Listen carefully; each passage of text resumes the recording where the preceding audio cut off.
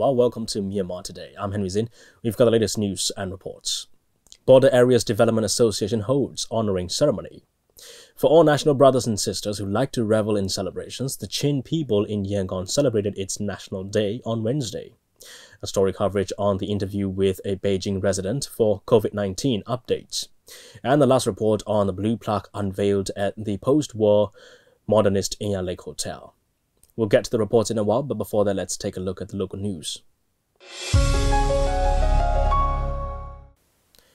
Chairman Sayadaw of the State Sangha Mahanayaka Committee, Abhidaja Maharatha Guru, Abhidaja Aga Maha Satama Jyotika, Bamor Sayadaw, Dr. Bhatana Kumara Bivamsa, has led a recitation of Yadana Suttan and Mitta Suttan, along with 9 other Sayadaws, to overcome the 3 catastrophes our world is currently facing, namely famine, war, and epidemic diseases.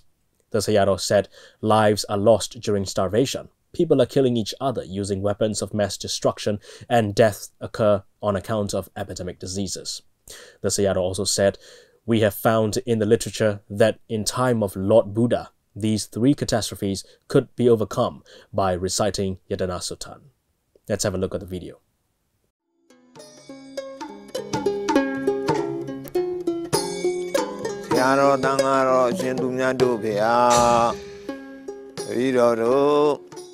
Kukabama Kati Doma Chai Niware Pia Tobe Kandaraka Debian Asansa Shaba Biro Namu Dijare Boguri Shiniva That Handaraka Deon Deo Leonard Dean Amu Tapsianida Rile Shiniva Pia Rogandraga Nayoga Pibiro Luri Dijinida Shiva Pia and on Gugababa Machinire Erikaji Doma Yabiadwa Kaji Doma Mianswavia they can letter Yerenato be Biro Kaji Doma Joninware Jow Biro Rusare Duabare Erajam Yerenato be the Viro Ninyanya Yujalabo Meda Ta Biro Tadwari, Meda Buabuya, the Meda Do, Yerenado, Meda Do, Be Naku Kapsivi Kamama, the one and the Bani Biro, Yopajarabo, ya. Commander,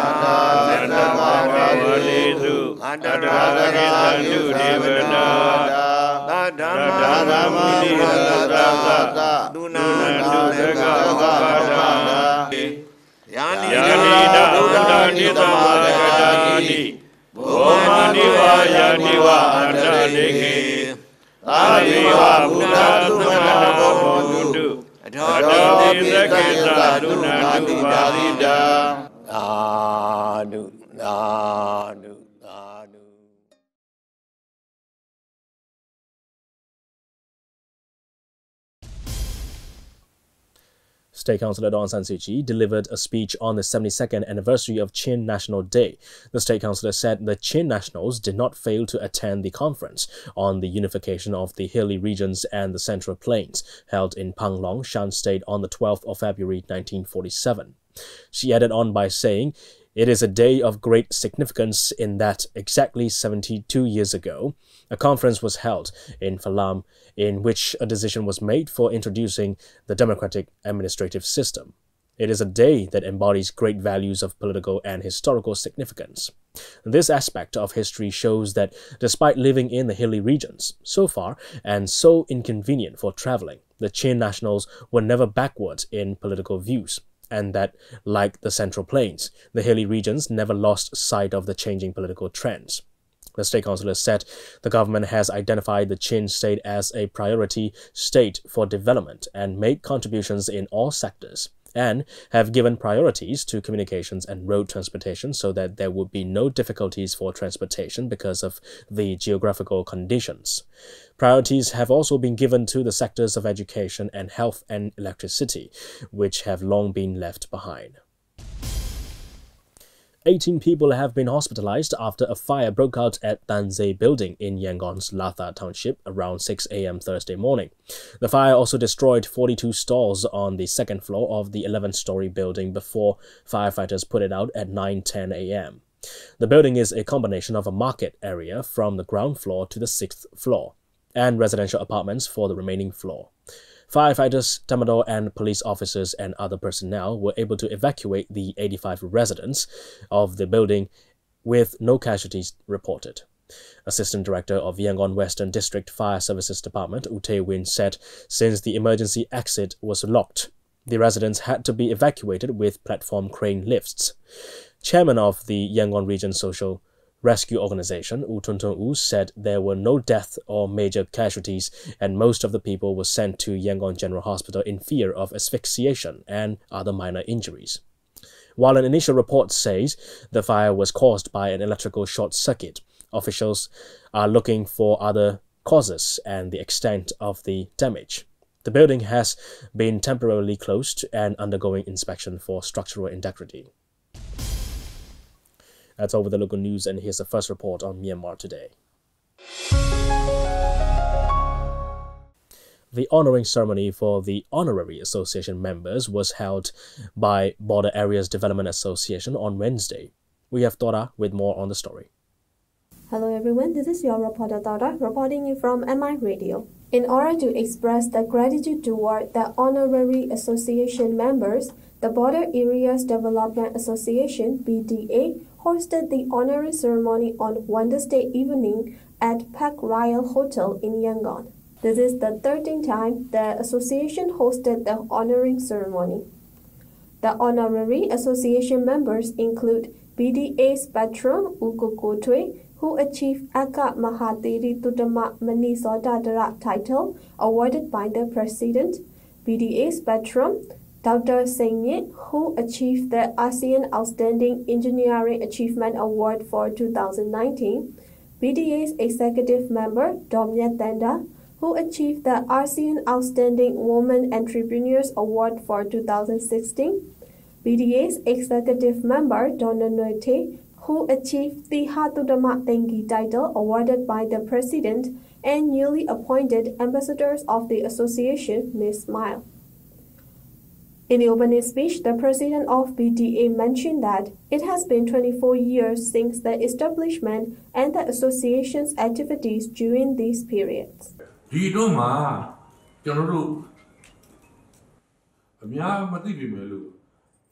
During this period, we have done so many activities, such as help to raise their education, health, and their living standard, even though it is not known to the public.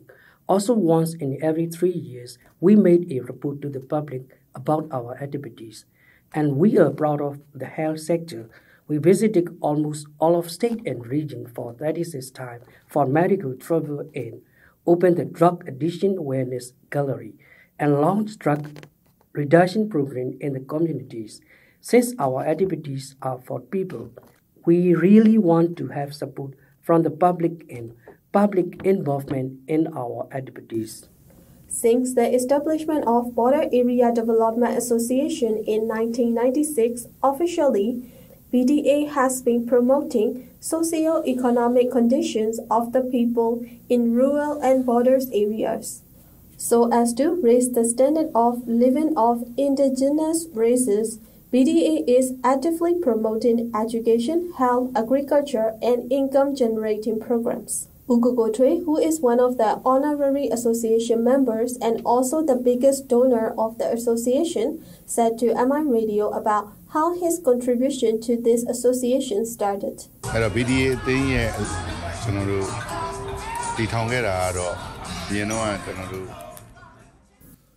The BDA was established during military government era in order to maintain peace and prosperity of border areas, and later then it was changed as non-governmental organization. After that, we started to participate in the association. I started to involve as an patron and give suggestions and provide the donations that they need to carry on the good activities. The living standard of border areas are much lower than other big cities, and some places have difficult transportations and are much lower in education, income, health, and other aspects. So we help to balance and narrow these gaps. The Border Area Development Association is a non-governmental association that implements the projects in multi-sectoral approach to improve the welfare of our people. They also have cooperation with other international NGOs such as UNICEF to improve the higher and general education of children living in border areas. Ms. Smile, who was newly appointed ambassador of the BDA, said to MI Radio that what are her future plans of the association.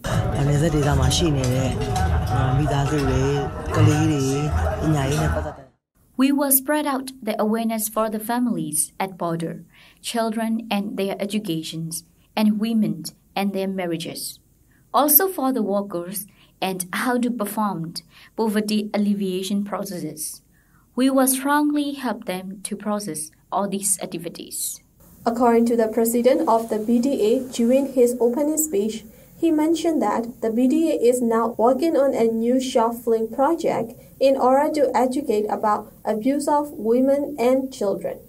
Okay, so that's all about the report now. This is your reporter, Dauda, reporting you from MI Radio, and see you again.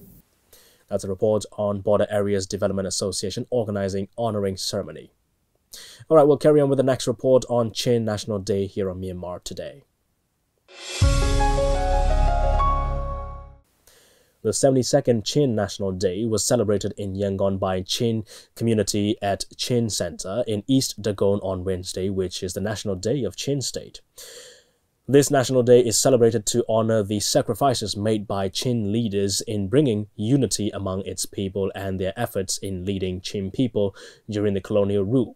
At the same time, this day is also being celebrated to pass the culture and the tradition of the younger generation who do not have the privilege of growing up in Chin State. Williamson will tell us more.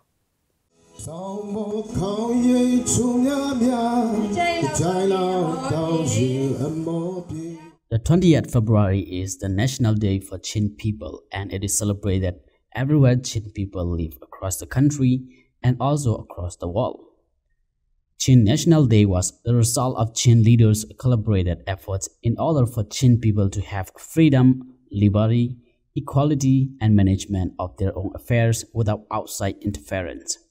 The date 20th February was designated for the Chin National Day at the Chin Special Division General Conference held on February from 19 to 20th of 1948. Therefore, to mark this National Day of Chin people, the 72nd Chin National Day was also held in Yangon at Chin Center in East Dagon Township, where Chin people come together as one to celebrate their National Day and also highlight the importance of unity among this diverse group of people. Speaking to the media, Slailen Jonglong, president of All Chin Society, said, Chin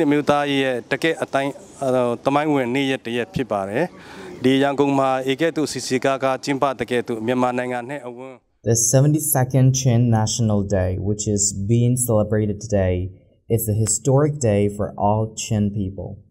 As we are celebrating in a grand scale in Yangon, this day is also being celebrated across the country where Chin people are and wherever the Chin people are in the world. However, if we are to look at the condition of Chin State, it is the least developed and the poorest state in Myanmar. The main reason for the slow development of Chin State is due to its geographical features and the hills making it very hard to reach out by transportation. As Chin State doesn't have much to offer to its people in the earning livelihood, many of the people have moved out of their places. For now, we have only about a population of 400,000 to 500,000 in Chin State, as many people have migrated to other countries. Therefore, by celebrating Chin National Day like this, we want to pass on the culture and tradition of Chin people to the younger generation who don't have a privilege to grow up in Chin State.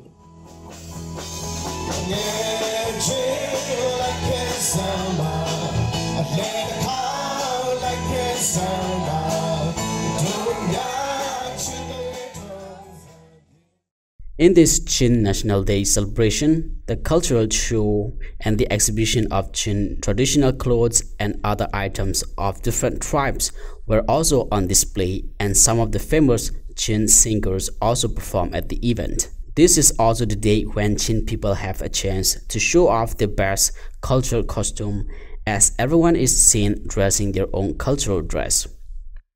Mai Song Simang, she is one of the participants who also spoke to the media, and she said, There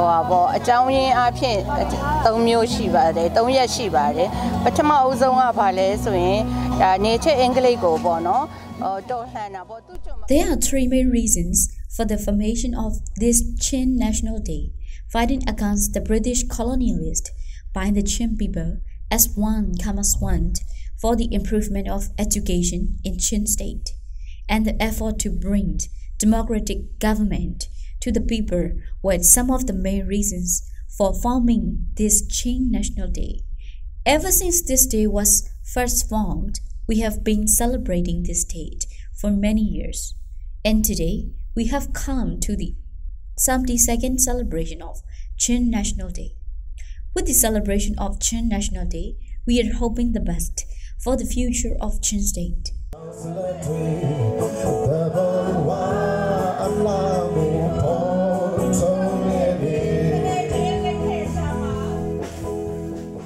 According to the report at the event, although NLD-led government has provided more budget, all the budget has to be spent on other sectors such as road construction and basic infrastructure in Chin State and other development projects in the state. This is Williamson for MI Radio.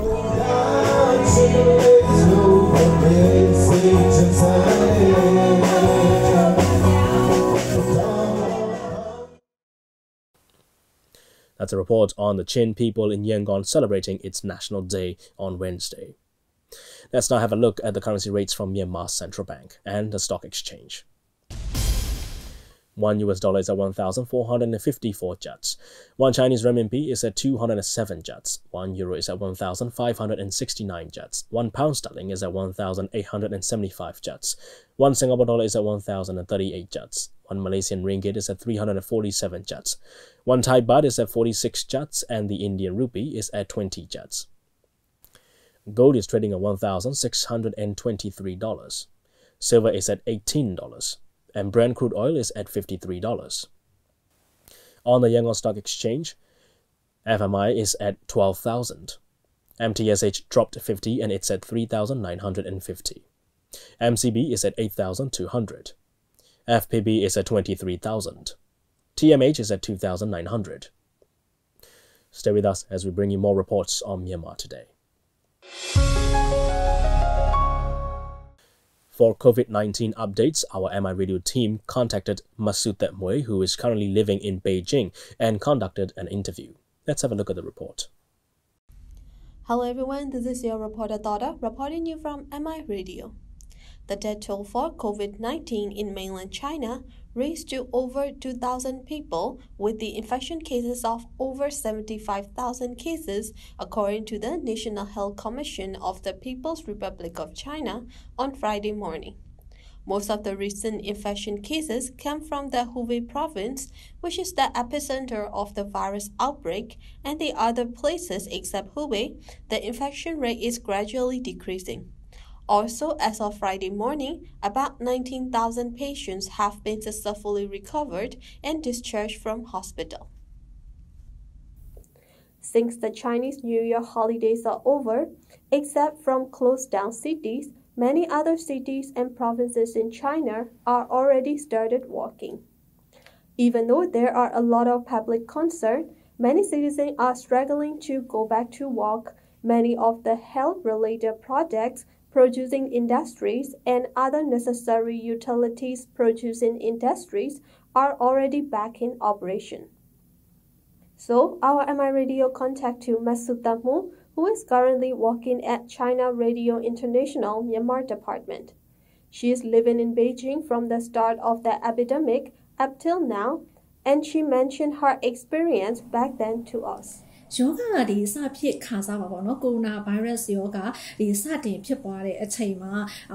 At the state of epidemic, The Chinese government announced to shut down Wuhan city, and it makes us worry a lot. But when we think about it, it's a good measure to take to control the virus.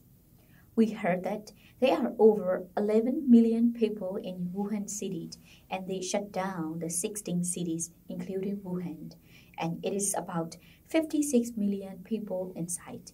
So I think that kind of closing down may control the spread of disease. I would like to thank the Chinese government for that, and I think this is the best effective thing they make to fight against the coronavirus. During the interview, she mentioned that even though the virus is spreading and people are worried about the infection, she can still do her daily activities as normal as before the epidemic. နေ့စဉ်နေထိုင်မှုအခြေအနေကတော့ခရရိုက်ခတ်မှုရှိလားဆိုရင်ဒီဘေဂျင်းမှာတော့ခရရိုက်ခတ်မှုမရှိဘူးရှင် The daily activities in Beijing were not much affected by the virus outbreak. The shopping malls are still opening and some small market also. So if we want to buy any urgent utilities, we can go and buy. Also, we can see that the e-shopping becomes more useful during the epidemic. In China, all the goods, including groceries, are available through online, and they have instant and door-to-door delivery systems. So most of the people use online to order what they need online services during the virus outbreak. Even though there are still fewer people on the streets, I can say that the situation is gradually back to normal. According to the latest news, the percentage of passengers for public transportations has dropped in many cities, and most of the employees and companies inside China are now depending on the online services in order to avoid the human contacts and crowd. Most of the citizens are staying inside and buy the utilities through online. Masood Damu also mentioned about the current situation of infection rate and what should we really do during the epidemic to stay away from infection. ရောဂါကူးစက်ခံရမှုကတော့ဒီဟူဘေပြည်နယ်ကနေလွဲပြီးတော့ပေါ့နော်ကျန်တဲ့ဒေသ About the infection, we can see that the infection cases in other provinces dropped except Hubei province. At the start of the epidemic, there are a lot of people who got infected, but we cannot only look on that. We can also see that there are many recovered patients who already discharged from the hospital. The most important thing is not to get distracted from the rumors. Rather than reading false news, all of our people should follow the instructions of the respective health organizations to use masks, stay hygiene, and avoid the crowds. It is important to self-care during the outbreak, and I wish all of your Myanmar citizens in good health and safe. Chinese government is also concerned about employees struggling in going back to work may affect the China's long-term economy, and taking a series of preventive measures to protect industry workers and those in service industry, which cannot be worked through with online services. Also, the government ruled out the employees coming back to big cities from other provinces need to go through the quarantine for 14 days before they start working again. That's a report on the interview with a Beijing resident for COVID-19 updates. And here's the last report on the blue plaque unveiled at the post-war modernist Inya Lake Hotel. The 36th blue plaque of Yangon was installed at the Inya Lake Hotel on Tuesday. The Inya Lake Hotel is one of the important examples of post-war modernist buildings in Yangon.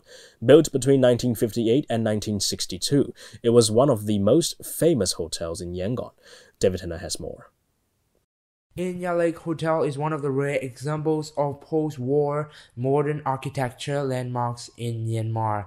It is also a fine building of its period and has played an important role in the social history of Myanmar. Numerous social and commercial functions and events were held at this place, which can be considered one of the icons of Yangon. With that said, I have interviewed Mr. Suki Singh, Vice President Operations of GCP Hospitality, the detail of why the Inya Lake Hotel is a historical heritage of Yangon and the summary of the hotel. Well, the Inya Lake Hotel was started in 1958 and completed in 1961. It was a gift from Russia to Myanmar, bestowed by His Excellency Nikita Khrushchev, who was the first premier of Russia. And it has been operational since then. It's a landmark property because it's located on the Inya Lake, which is a man-made lake and used to be the water reservoir of Yangon. It used to be called Lake Victoria and was built by the British. And the hotel is special because it's probably one of the oldest hotels after the Strand that people know. Many people have got married here. They've had special occasions here. So the people have got married. Their parents, grandparents have got married. So it has a very rich history. And across the river, the former president of Myanmar used to live, General Ne Win. So he also came here sometimes. So it's very well known, and in the old days it was one of 3 hotels. There was this one, the Strand, and Tamada. Inya Lake Hotel was designed by Soviet architects Viktor Semyonovich Abdriyev and Kalaria Dmitrievna Kislova. Built on the lakeshore, the hotel features the imitation of steamship funnel and, if looked afar, resembles a cruise ship or submarine. With that said, Mr. Suki also added on the special features of the hotel. It's located on 27 acres of gardens, trees on the lake shore. So it's like a resort, city resort. So you can come and relax here. Oh, it's still heritage because modern hotels all look the same if you go, pretty much. If you go into a hotel, they're all nice, but they don't have a distinctive character. But this hotel, if you look at the architecture, it's built by the Russians. It's very solid. It has a very distinct character. It's not very tall. It's just 5 floors. So, and it's spread out. So I think it's very different. People don't build like this. And we have a lot of wooden floors, wooden doors, and also a lot of teak and wood. Why should we conserve these kinds of heritage buildings in Yangon will also be explained by Ko Ture Ao, Program Officer, Research and Outreach of Yangon Heritage Trust. Because Yangon is one of the very last city that they have a large number of colonial era building, and we believe that could be an asset if managed well. So many of these kind of building in other neighboring cities have already gone. So we believe that if we could keep that and renovate that, then we can attract lots of visitors, both local and international, and also this can be something that everyone living in Yangon can be proud of, actually. Yangon Heritage Trust promotes the proper conservation of Yangon's rich urban heritage within cohesive planning and processes. I asked more about the Yangon Heritage Trust and its activities to Ko Ture Ao. So Yangon Heritage Trust, as an advocacy group, we've been focusing a lot on conservation of Yangon unique heritage, both built and cultural heritage. We've been assisting the government, YCTC, and regional government in the conservation of heritage building, as well as the public realm upgrade, like upgrading of the streets in Yangon. And then also we've been giving trainings, and we've been organizing walking tour for the locals so that they would know more about the history of the city. Reporter David Tanner reporting from Myanmar International Radio. That's all we have for today's reports. Now, let's keep up with the world with international news here on Myanmar Today. China's ambassador to the EU says the impact of the COVID-19 coronavirus will be manageable and that the country has full confidence to win the battle. Speaking in Brussels to CGTN Europe, Ambassador Zhang Ming said China produces 50% of the total materials needed by the world pharmaceutical industry, and the epidemic will influence the European pharmaceutical factories. The impact on Chinese economy will be limited and short term, not long lasting, and because the epidemic is manageable, and we have made great efforts to contain it. And we have the full confidence to win the battle. So with the epidemic over, I think we can resume the production as quick as possible. In fact, at the same time, at the present, we have launched our endeavor to resume the production, and so the epidemic will not change Chinese development prospect for long term, and also will not change our commitment to reform and opening up. Iran said Thursday that 3 more people have been infected with the novel coronavirus following an announcement the day before that 2 people had died of the illness caused by the virus in the Iranian city of Qam. Iranian Health Ministry spokesman Kianush Jahanpour said in a tweet, 2 people have tested positive for COVID-19 in Qam and 1 person in Arak, bringing the total of confirmed cases to 5 in Iran. Mohammad Mahdi Goya, the head of the Center for the Management of Communicable Diseases at Iran's Ministry of Health, said on Thursday, none of the people who were diagnosed with coronavirus were known to have traveled to China or were in contact with anyone who had gone there. Jahanpour told a local media all patients were Iranian and the person in the central city of Arak was a doctor from Qam. That's all we have for today. Thanks for joining me on Myanmar Today. I'm Henry Zin. Have a great weekend, everyone. I'll see you again next week. Bye-bye.